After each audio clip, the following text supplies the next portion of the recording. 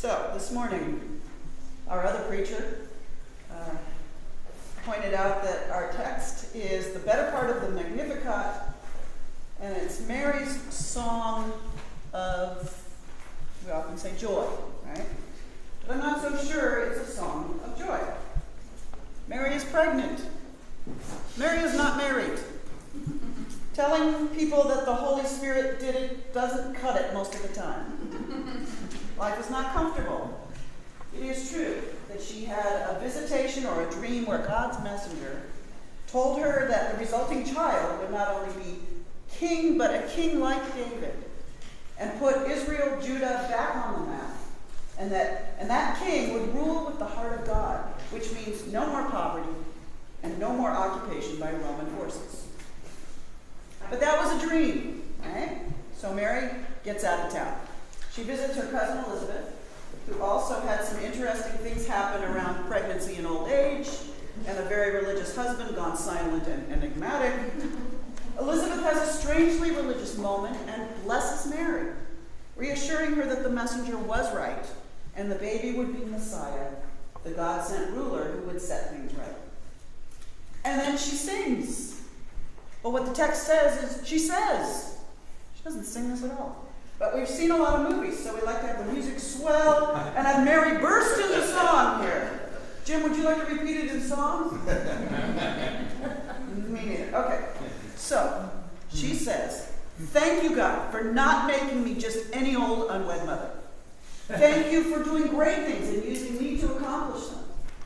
You have a habit, God, of humbling the prideful and knocking powerful rulers off their seats in Congress, or off their thrones in the throne room, or off their chariots in Rome. You like to empty the pockets of hoarders and fill the cupboards of the poor and hungry.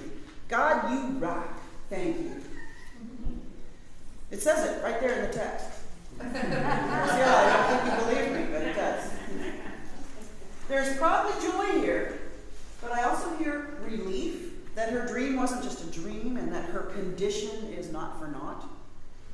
And I hear hope, which is standing on a long tradition of a belief in a God that turns hierarchies upside down, like the People's Church, and relieves a lot of suffering, not always in the timeliest of manners, but eventually. This is not just a personal testimony of faith, but a political statement.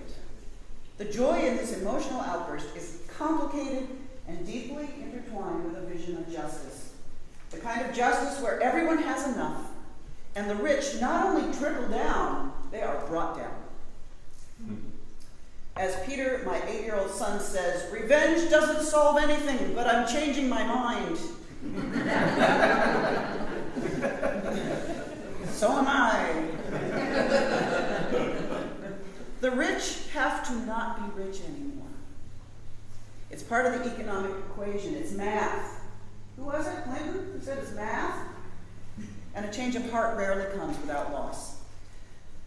As luck would have it, this third Sunday in Advent, which is traditionally about joy, that was a song, wasn't it? Joy, has also been chosen as our National Gun Violence Prevention Weekend. 2 years ago today, the shooting at Sandy Hook Elementary School in Newtown, Connecticut, exploded into our lives. At a time of great joy and anticipation, there came a time of great loss and grief. I find it curious that commemorations often talk about the 26 lost lives, when actually there were 28 lost lives. Adam and Nancy Lanza, the shooter and his mother, the first victim, also died. But in our minds bent on justice, we have to compartmentalize, right? And the Lanzas don't belong with the school children and their teachers, which I find heartbreaking. We blame the mom along with the shooter. So many of us thought that this particular tragedy at this particular time of year would certainly bring about a change of heart that would bring the gun lobby to its knees, or at least bring lawmakers to enact some real legislation and bring our bloodbath to an end. There was no joy in this particular aftermath, but there was hope, which was dashed as usual by powerful groups of short-sighted, self-interested humans. You notice I call them humans. A lot of other things came to mind. We can be beasts, can't we?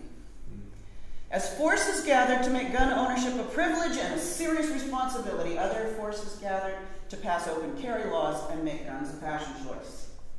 The refrain of the song heard across the land was, "The answer to bad guys with guns is good guys with guns," as the sound of parents weeping was heard in the background. There was no thought to how shoppers at Walmart might be able to tell if the guy carrying the assault rifle was good or bad, was going to buy canned goods, or shoot them and their children in the toy aisle. The bad guys don't look like bad guys. They look like Fred. I think that makes sense. They look like normal guys, right? Most of the time. He was a quiet neighbor. I never would have thought he could do this. Now what you hear? My son had a field trip in kindergarten to the Altadena Sheriff's Station. He came home and asked me, "Do they have police officers in Altadena like we do in Pasadena?" And I said, "Yes, they do." And he pointed out, "No, they don't. They have cowboys." Indeed, they do. Sheriffs wear badges, just like Sheriff Woody in Toy Story, right? The good guys used to be the ones who wore the badges. We need some stinking badges. Badges that look like stars. The star over the stable.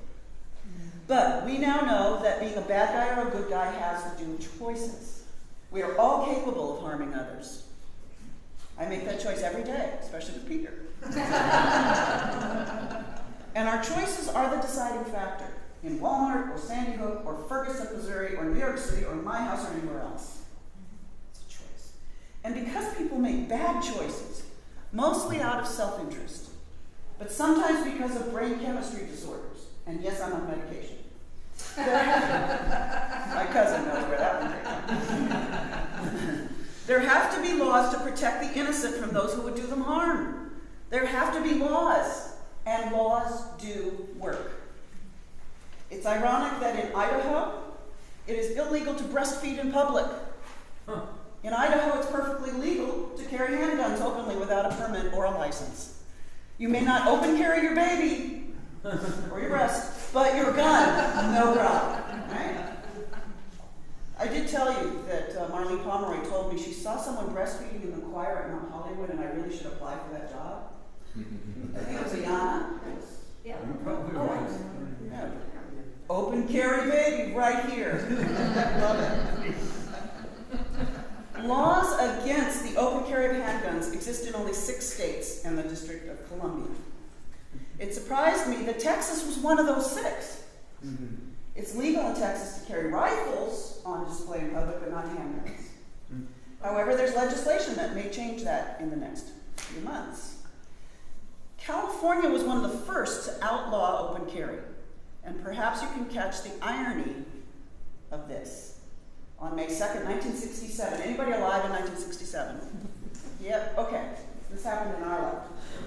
30 young black men and women carrying .357 Magnums.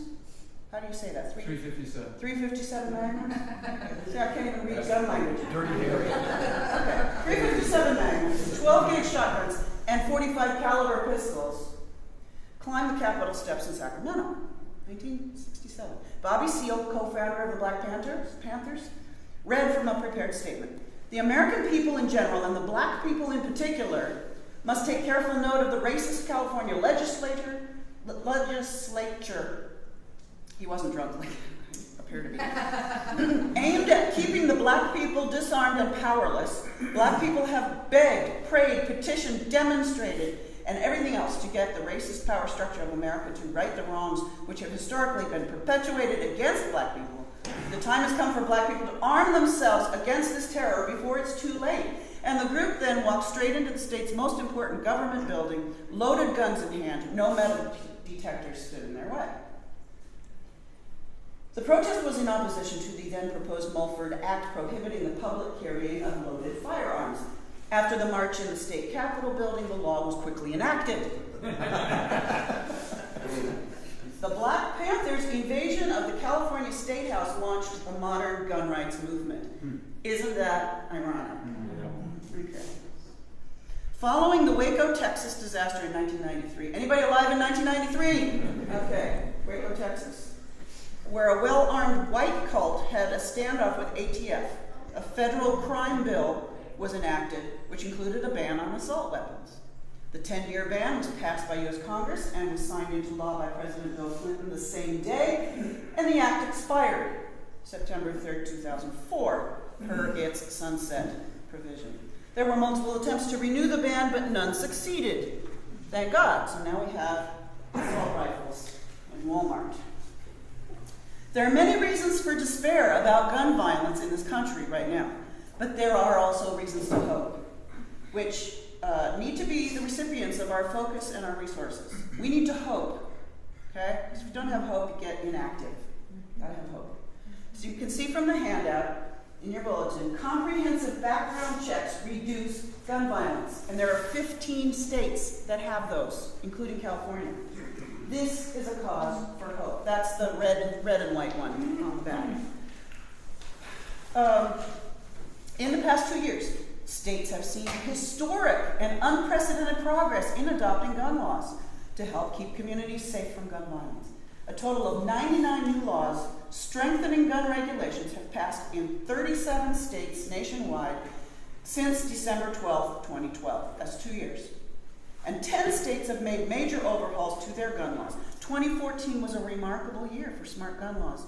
California's gun violence restraining order law, Washington State's successful ballot initiative for universal background checks, and 7 states adopting legislation to keep guns out of the hands of domestic violence abusers. And the smartgunlaws.org says they look forward to building on this positive momentum in 2015. That's a positive thing. It's a good thing. There are a number of organizations that have done and continue to do superb work fighting the gun lobby, and instead of just against them, for gun laws. The Brady Campaign to Prevent Gun Violence, the Law Center to Prevent Gun Violence, Americans for Responsible Solutions, that's a great name, Coalition to Stop Gun Violence, States United to Prevent Gun Violence. We don't have to reinvent gunpowder here. We can join with others with the same passions and add our voices and resources to their efforts. We don't have to start over. That's a hopeful thing. Like Mary, we have a song that we can either recite the lyrics to or we can sing it that raises hopes and carries political weight. We live in a democracy that we now have to defend with voices and votes, a throne, a White House to retain, and a Congress that must be reclaimed in 2 years. We have our work cut out for us. Laws that Graciela and Eric can lead us to support. You know which ones are coming up, right? You're up on all of that. Yeah. So we're going to have a tutorial on which laws that we're going to support in the next 2 years. And candidates to vet and promote. We have a culture, a gun culture that needs to be transformed. All those cowboys out there. We are the cowboys with the star badge shining over us, okay? The good guys who don't have to carry guns to protect lives. There's a reason here to celebrate. God has scattered the proud in the thoughts of their hearts. God has brought down the powerful from their thrones and lifted up the lowly. God has filled the hungry with good things and sent the rich away empty. God will empty the chambers of the gun lobby and bring safety and comfort back into the lives of our children. God will show us how to choose life and lead us into paths of true justice and real joy. Would you join with me in the litany of remembrance, which is above that wooden mat? Let us remember all who have been harmed by violence. We acknowledge the strength of those who survived and of those still struggling to heal. For their sake and for ours, we commit ourselves to building each other up and to healing together. Let us remember the families and loved ones of those who have died from gun violence. We acknowledge their pain and their deep grief. They too are part of our community and need our love and help for healing. Let us remember the perpetrators and the families of those who commit violence. We acknowledge that their lives too are devastated and their hopes dashed. For their sake and for ours, we remember that pain goes in many directions from each act of violence. We will stand